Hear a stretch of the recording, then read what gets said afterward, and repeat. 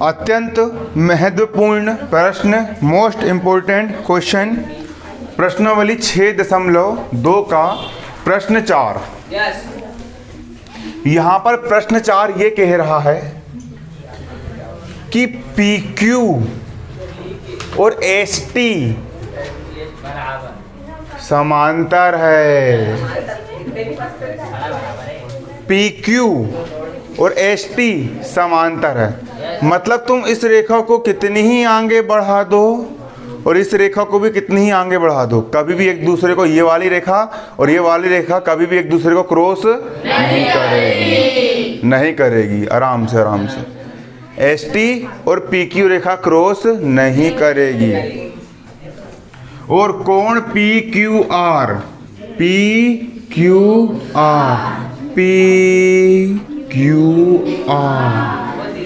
बिंदु Q पर कोण बना है, इसलिए बीच वाला बिंदु Q है ना, इसलिए बिंदु Q पर कोण बनेगा।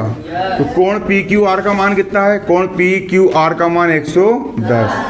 और ये दिया है सवाल में, आपको वाला कोण 110 दिया है और एक और कोण दिया है, कोण RST।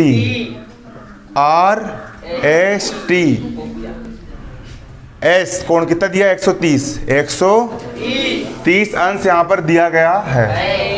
तो कोण QRS ज्ञात करो, QRS ये वाला कोण ज्ञात करो। मौखिक कर लोगे इसको।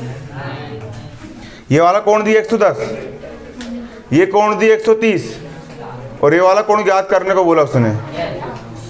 ये वाला कोण क्या करने को बोला? देखो एक दिमाग लगाओ थोड़ा सा, अभी 2 मिनट में आंसर आ रहा है। 2 मिनट में आंसर देखो कैसे आएगा। ये वाली रेखा और ये वाली रेखा समांतर है। एक तिर्यक रेखा प्रतिच्छेद कर रही है। ये कोण 110 का है, तो ये कोण कितने का हुआ? दिमाग लगाना पड़ता, दिमाग से कोई चीज नहीं है। अगर ये 110 का है तो ये कितने का हो गया? हो गया 110 का। धीरे बोलो, चिल्लाओ मत। ये 110 का हो गया तो ये भी हो गया 110 का। अब तिर्यक रेखा के एक ही ओर के कोण, मतलब ये वाला कोण और ये वाला कोण, दोनों कोणों का योग कितना होगा? 100। दोनों कोणों का योग 180 है और 180 में से अगर ये 130 है तो ये कितना बचेगा? 180 में से ये 130 है तो ये कितना बचेगा? 50 बचेगा। तो ये पूरा आ गया 110, ये पूरा कितना आ गया? और ये कितना आ गया? 50 आया ना, अभी निकाले ना। अरे ये 110 था तो ये पूरा 110 आ गया। आ गया 110। और ये दोनों का 180 था, 180 में से 130 गए तो ये कितना बचा? 50। अब ये 110 है और ये पूरा 110 है और ये इतना आपका 50 है 50। तो ये कितना बचेगा? 110 में से 50 है, कितना बचेगा? आ गया आंसर 60। मौखिक कर लिए, लेकिन अब लिख के करेंगे। तो पेपर में तुम ऐसा तो कर नहीं सकते कि उत्तर पुस्तिका मिली, बटन दबाए और रिकॉर्ड कर दिए और वहां जाके उनने सुन लिया और चेक कर दिया। ऐसा नहीं होता है ना। देखो यहाँ पर क्या दिया है, यहाँ पर आपको PQ और ST पूरा लिखना पड़ेगा बारीकी से। अब लिखने का तरीका देखो, PQ और ST समांतर है। PQ और ST कैसी है? और कोण RST,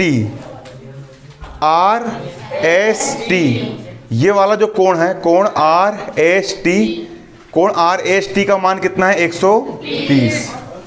कोण RST का मान कितना है? 130। और कोण PQR, आपको सवाल में जो दिया वो लिख रहा है। सवाल में ये दोनों समांतर दिए, ये लिख दिए। RST का मान 130 दिया है और कोण PQR का मान 110 है। कोण PQR का मान कितना है? 110 ये दिया है। जो दिया लिख दिया अपन ने, दिया है। अब क्या ज्ञात करना है? आपको ज्ञात करना है कोण QRS का मान ज्ञात करना है। तो यहाँ पर लिख देंगे ज्ञात करना है कोण QRS। क्या? कोण QRS का मान बराबर क्वेश्चन मार्क। जो ज्ञात करना होता है अपन वहाँ पर प्रश्न वाले चिन्ह लगा देते हैं। तो कोण QRS का मान क्या करना है? आपको ज्ञात करना है। अब सवाल में अपन ने अपने तरफ से एक रचना करे, क्या करे मालूम है? तो यहाँ पर लिख देंगे रचना। अपन ने बिंदु R से होकर, बिंदु R से होती हुई एक रेखा खींचे, और ये जो रेखा है ना, ये रेखा HT रेखा के समांतर है। RX रेखा जो है वो HT रेखा के कैसी है? समांतर खींचे अपन ने, लिख दिए इतना। अब उपपत्ति मतलब अब व्यंजक आएगा अपना। उपपत्ति का मतलब होता है अपना व्यंजक स्टार्ट हो रहा है। चूंकि PQ और HT समांतर है, PQ और HT क्या है? समांतर है। ये सवाल में दिया है, क्लियर दिया है। और RX और HT भी समांतर है। RX और HT भी कैसी है? ये अपन ने रचना करे। अब यहाँ पर एक चीज देखना, HT रेखा RX के भी समांतर है और HT रेखा PQ के भी समांतर है। तो ये दोनों रेखाएं भी आपस में समांतर हो जाएगी। मतलब ये वाली रेखा और ये वाली रेखा, तीनों रेखा समांतर हो जाएगी। तो यहाँ पर लिख दिए PQ रेखा, HT रेखा और RX रेखा सभी कैसी है? समांतर। ये दो आड़ी डंडी मतलब कैसी है? समांतर है। अब चूंकि ये चूंकि है ना, चूंकि HT और RX समांतर है, HT और RX दोनों कैसी है दोनों समांतर, क्लियर, दोनों समांतर है। अब SR तिर्यक रेखा है। SR रेखा कैसी रेखा है? HT रेखा और RX रेखा समांतर रेखा है। और RS कैसी है? तिर्यक रेखा है। RS तिर्यक रेखा? RS तिर्यक रेखा है। तो मैंने बताया था कि जब दो समांतर रेखाओं को एक तिर्यक रेखा प्रतिच्छेद करती है तो तिर्यक रेखा के एक ही ओर के अंतः कोणों का योग 180 अंश होता है। होता है कि नहीं होता है? तो इसके एक ही ओर के अंतः कोण मतलब ये कोण TSR, ये कोण, और इसी कोण को तुम RST भी कह सकते हो। ये वाला कोण और ये वाला कोण, इन दोनों कोणों का योग कितना हो जाएगा? 180 अंश हो जाएगा। तो यहां पर वही लिखे कोण देखो, कोण SRX मतलब ये वाला कोण RST मतलब ये वाला कोण, और इन दोनों कोणों का योग कितना होगा? 180 अंश होगा क्या नहीं होगा? होगा 180 अंश हो गया। क्यों हुआ? क्योंकि एक ही ओर के क्या है? ये अंतः कोणों का युग्म है। तिर्यक रेखा के एक ही ओरों के अंतः कोणों का युग्म है, इसीलिए ये वाला कोण और ये वाला कोण, इन दोनों कोणों का योग कितना है हमारा? 180 अंश। लिख दिए 180 अंश। अब कोण SRX का यहाँ पर हो गया कोण SRX, जैसे का वैसा, धन का धन। और कोण RST का मान कितना है? RST, इस कोण का मान कितना है? 130 है। तो यहाँ पर मान रख दिए 130 बराबर 180 का 180। अब जिससे पूछूंगा वही बताएगा। बराबर किस तरफ? 130 धन का है। इसका पक्षांतर करेंगे तो काय का हो जाएगा? बराबर किस तरफ? 130 धन का है। इसको पक्षांतर करेंगे तो काय का हो जाएगा? ये वेरी गुड है ना। SRX का SRX 180 का 180 बराबर किस तरफ? ये धन का था, उस तरफ काय का हो गया? 180 में से 130 का कितना बचा? मतलब कोण SRX इतने कोण का मान कितना निकल के आ गया आपका? 50 निकल करके आ गया। अब एक बात और गौर करो, चूंकि PQ और RX P Q R x.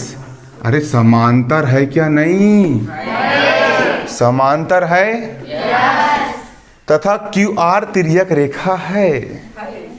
Q R तिर्यक रेखा है। कौन सी रेखा है? तिर्यक रेखा है तिर्यक रेखा। तो मैंने बताया था, क्या बताया था, कि जब दो समांतर रेखा को एक तिर्यक रेखा प्रतिच्छेद करती है तो ये एकांतर कोण बनते हैं। बनते हैं ना? दो समांतर रेखा को एक तिर्यक रेखा प्रतिच्छेद करती है, एकांतर कोण, कोण क्यू आर एक्स, कोण क्यू आर एक्स, ये वाला कोण, और कोण पी क्यू आर, कोण पी क्यू आर, ये वाला कोण। इन दोनों कोणों का मान बराबर होगा। इस कोण का मान इस कोण के मान के क्या होगा? बराबर होगा। क्यों बराबर होगा? क्योंकि ये दोनों एकांतर कोण है। कौन से कोण है? एकांतर कोण है। इसीलिए अगर इसका मान 110 है तो इस पूरे का मान भी कितना हो जाएगा? 110। ये वाला कोण मतलब कि Q R x, Q R x, इसका मान भी कितना हो जाएगा? 110, क्योंकि इसका मान 110 है ना। पी क्यू आर का मान कितना है? पी क्यू आर का मान 110 है। ये दोनों कोण बराबर है और इनका मान कितना है? 110। अब एक चीज समझो,